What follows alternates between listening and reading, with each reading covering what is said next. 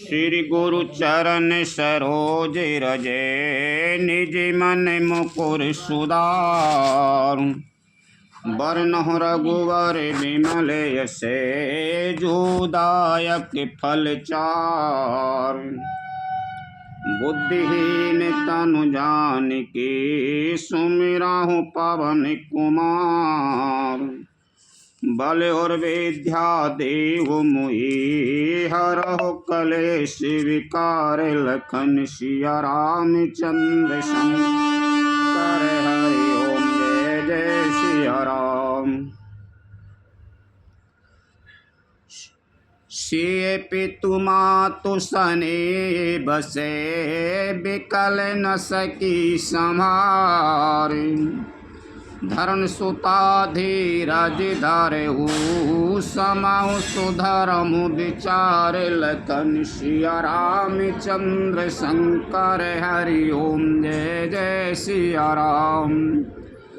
पिता माता के प्रेम के मारे सीता जी ऐसी विकल हो गई है कि अपने को संभाल न सकी, परंतु परम धैर्यवती पृथ्वी की कन्या सीता जी ने समय और सुंदर धर्म का विचार का धैर्य धारण किया।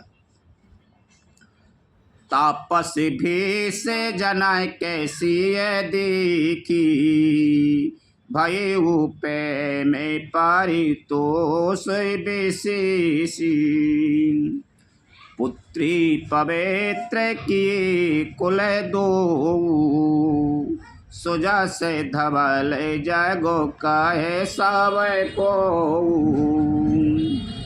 सीता जी को तपस्वी भेष में देखकर जनक जी को विशेष प्रेम और संतोष हुआ। उन्होंने कहा, बेटी तूने दोनों कुल पवित्र कर दिए, तेरे निर्मल यश से सारा जगत उज्जवल हो रहा है, ऐसा सब कोई कहते हैं।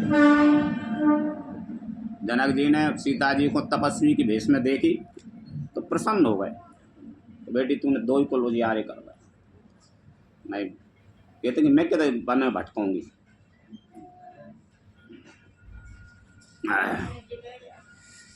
जिति सुर सरे की राति सारे तोरी गवाने की ने विधि अंड कारोरी। गंगे यबानी थाल तीन बड़ेरी यही किए साधु समाज घनेरी। तेरी कीर्ति रूपी नदी देव नदी गंगा जी को भी जीत कर जो एक ही ब्रह्मांड में बहती है, करोड़ों ब्रह्मांडों में बह चली है। गंगा जी ने तो पृथ्वी पर 3 ही स्थानों हरिद्वार, प्रयागराज और गंगा सागर को बड़ा तीर्थ बनाया है, पर तेरी इस कीर्ति नदी ने तो अनेकों संत समाज रूपी तीर्थ स्थान बना दिए। पितु कहे सत्य सने ये सुबानी सीय सकोचे माहू मनाहू सामानी। पुनि पितु मातुलीन और लाई सिखे आशीष हित दीन सोहाई। पिता जनक जी ने तो स्नेह से सच्ची सुंदर वाणी कही, परंतु अपनी बड़ाई सुनकर सीता जी मानो संकोच में समा गईं। पिता माता ने उन्हें फिर हृदय से लगा लिया और हित भरी सुंदर सीख और आशीष दी। कहे ते न सीय सकोच मन माही यहाँ बसा बेरजनी भल नाही। लखे रुखे रानी जनाए ओ राऊ हृदय सराहत शील शोभाऊ। सीता जी कुछ कहती नहीं हैं, परंतु मन में सक्सा रही हैं कि रात में सासुओं की सेवा छोड़कर यहाँ रहना अच्छा नहीं है।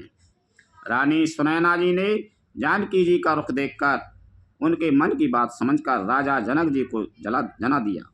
तब दोनों अपने हृदयों में सीता जी के शील और स्वभाव की सराहना करने लगे।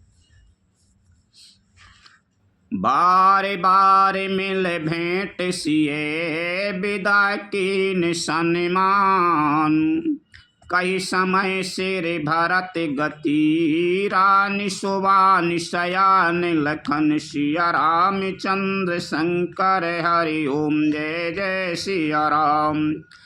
राजा रानी ने बार बार मिलकर हृदय से लगाकर तथा सम्मान करके सीता जी को विदा किया।